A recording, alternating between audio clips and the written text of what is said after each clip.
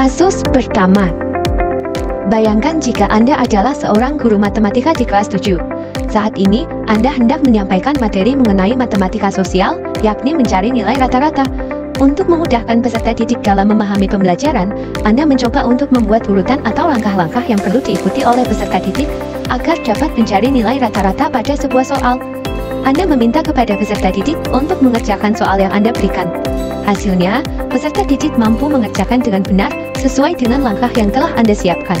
Beberapa saat kemudian, Anda meminta kepada peserta didik untuk mengulangi soal yang sama tanpa melihat urutan pengerjaan soal, dan peserta didik mampu mengerjakannya dengan benar.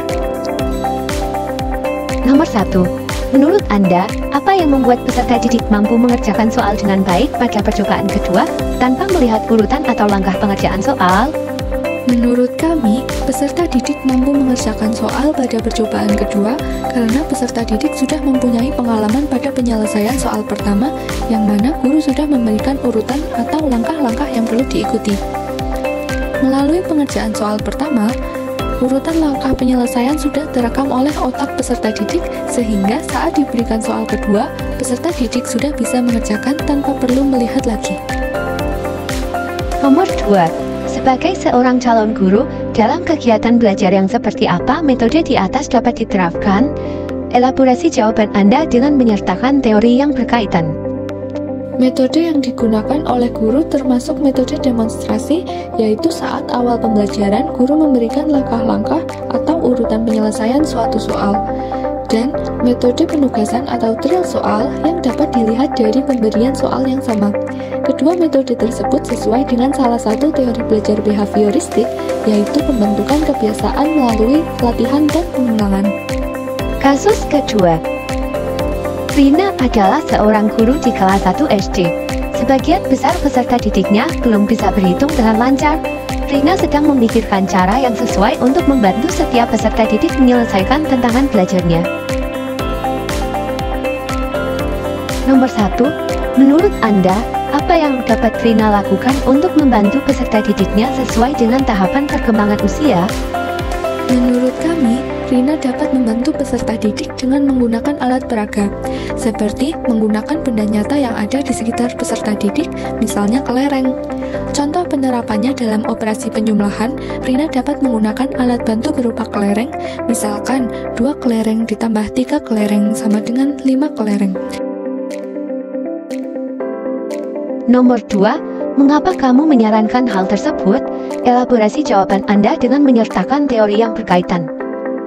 Karena berkaitan dengan perkembangan kognitif yang dikemukakan oleh Piaget, dan usia anak kelas 1 SD itu masuk dalam tahap pra-operasional. Pada tahapan ini, meskipun kemampuan berpikirnya masih belum mempunyai sistem yang terorganisasi dengan baik, namun anak sudah mampu memahami realitas di lingkungan dengan menggunakan tanda-tanda dan simbol. Kasus ketiga. Made adalah seorang guru yang mengajar di salah satu sekolah negeri wilayah Bali. Ia mengampu mata pelajaran bahasa Indonesia. Ia hendak mengajarkan materi teks deskripsi pada peserta didiknya. Pada buku cetak yang menjadi panduannya saat mengajar, terdapat beberapa contoh teks deskripsi menceritakan tentang bangunan-bangunan pencakar langit yang ada di ibu kota. Dengan memperhatikan latar belakang setiap peserta didiknya, Made pun mencoba untuk memberikan contoh berbeda. Ia memberikan contoh teks deskripsi tentang pantai dan makanan khas di Bali.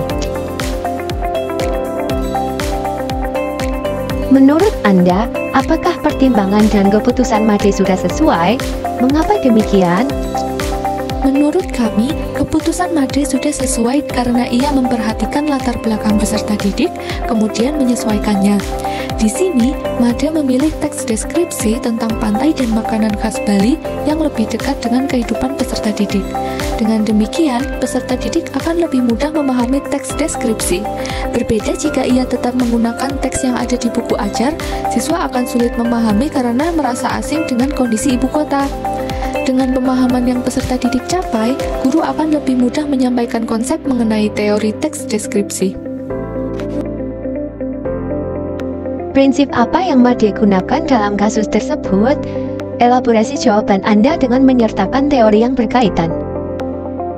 Prinsip yang digunakan MADE dalam pembelajaran tersebut adalah pembelajaran yang tanggap budaya atau yang dikenal juga dengan istilah culturally responsive teaching, di mana prinsip tersebut berfokus pada adanya persamaan hak setiap peserta didik untuk mendapatkan pengajaran tanpa membedakan latar belakang budaya mereka. Selain itu, MADE juga menerapkan karakteristik prinsip CRT, yaitu 1. Mempunyai kesadaran sosiokultural.